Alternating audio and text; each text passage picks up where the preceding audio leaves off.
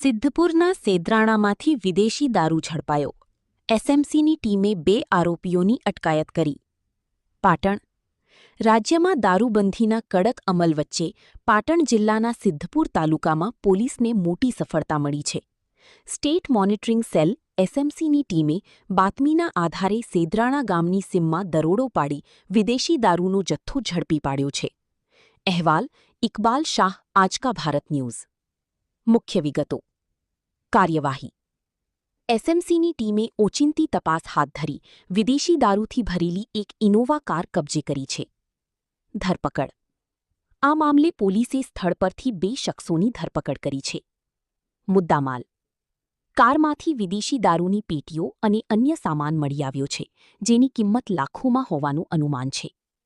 Police દ્વારા હાલ આ દારૂનો જથ્થો ક્યાંથી આવ્યો હતો અને ક્યાં લઈ જવામાં આવી રહ્યો હતો તે દિશામાં વધુ તપાસ શરૂ કરવામાં આવી છે.